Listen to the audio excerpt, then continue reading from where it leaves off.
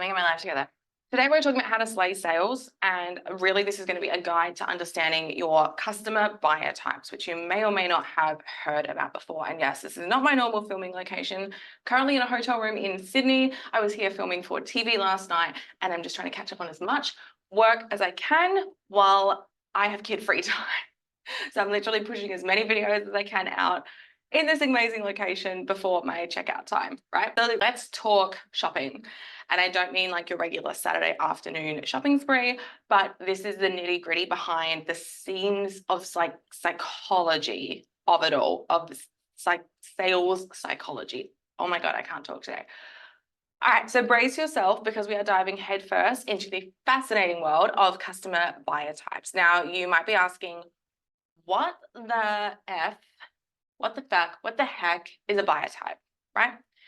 This is the secret weapon you didn't know you needed, and it changed my entire business and helped my clients so much, and now I'm going to share it with you.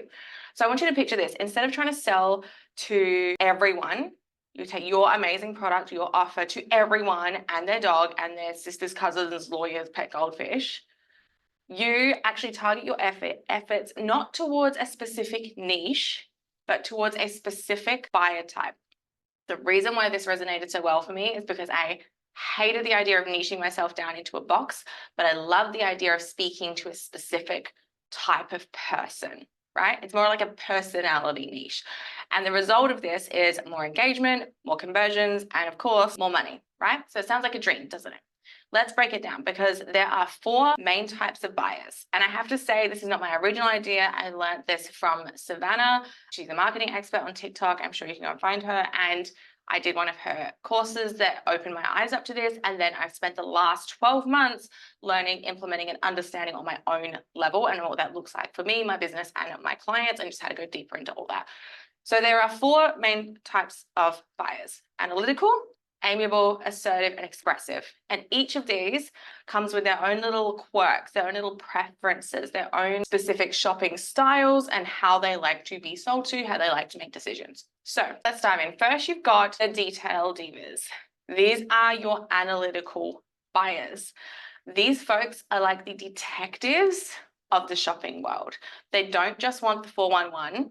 They want the 411, the 412, the 413, and every other detail in the book. They are all about the cold hard facts.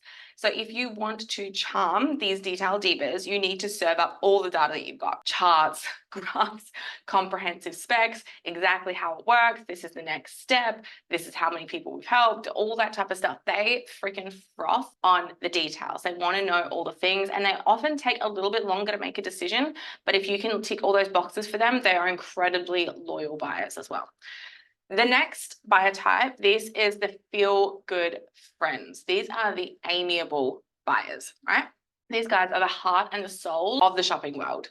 They value trust, they value connection, and they're all about the vibes too. So if you want to win over these feel-good friends, you really need to focus on fostering that warm, friendly atmosphere. They really, really love personal stories, engage in deeper conversations, show them the love, get them involved in the process along the way. And so you can see already that if my audience was analytical, but I was trying to bring them in on the vibes and spend the day with me, and here's where I'm going, and here's what I'm doing, there's no way they're going to actually continue on and purchase from you and love your brand, because you're not speaking to them in the language that they even understand, right?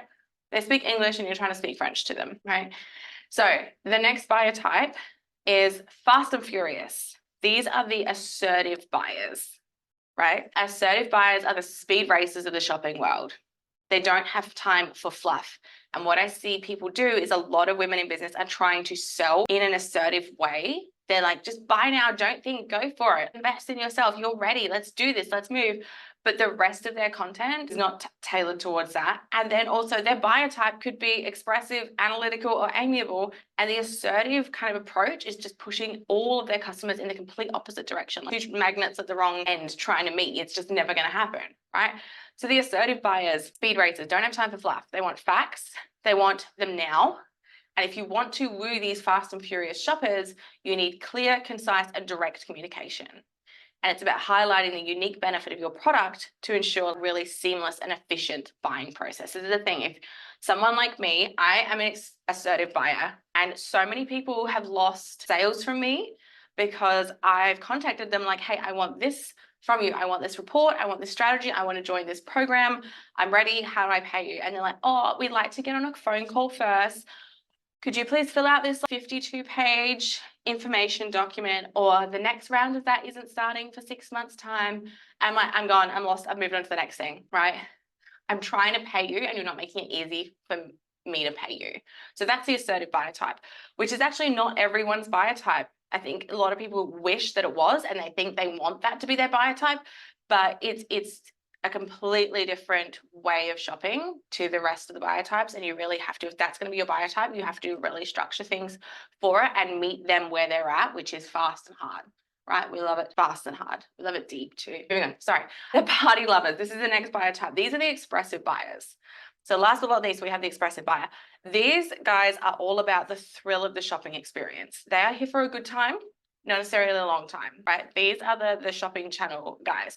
So if you want to entice these experience enthusiasts, you need to really create a vibrant, exciting shopping experience. This is about visually compelling marketing materials, emotive language that gets the heart racing. They're very, very big on visuals. And they also, this is not in my notes, so you're getting a little bit bonus here.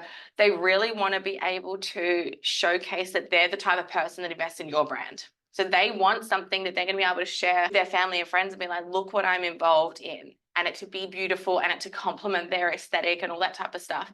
So they're very expressive buyers. But you can see how if you've got a very expressive buyer and you're trying to give them analytical data, it's never going to be a match.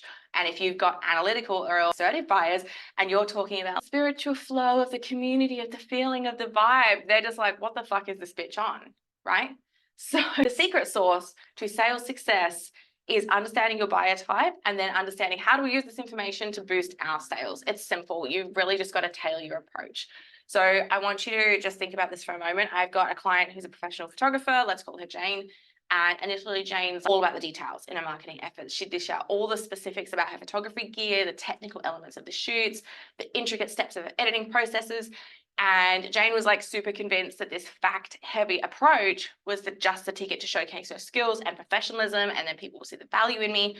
However, what we realized very quickly, about 5 minutes into an audit, that her strategy wasn't hitting the mark.